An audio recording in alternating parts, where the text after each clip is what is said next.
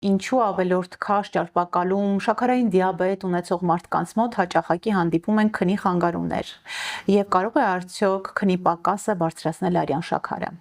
Նախ ունենք այսպիսի համախտանիշ, գիտեք երևի, քնի ապնոե սինդրոմ։ Այո։ Դա երբ որ քնած ժամանակ մարդը վեր է կենում եւ շնչահեղձերին, ուղղակի չի կարողանում։ Պատճառները շատ են, մի քանիսն են։ Առաջինը դա կարճ շնչափողն է, կարող է լինել նաեւ վահանաձև գեղձի խանգարումները եւ ճարպակալումը այնքանով է խանգարում եւ արագացնում, ոնց ասեմ, խորացնում այդ process-ը, որ վիզը նույնպես ճարպակալում է եւ այդ նեղացումը ավելի արտահայտված է դառնում շնչափողի։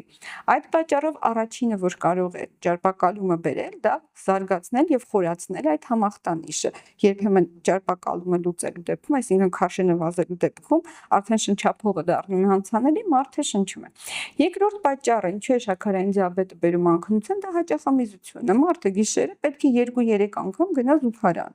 Եվ բնականաբար ամեն անգամ ընդհատված քունը արդեն դժվար է վերականգնում։ Իսկ ինքը արդեն խանգարված քունը օրգանիզմի համար մեծ ստրես է եւ այդ ստրեսն էլ բերում է շաքարի թվերի բարձրացման։ Այսպիսի արատավոր օղակ է ստացվում, մեկը մյուսին նպաստում եւ խորացնում են։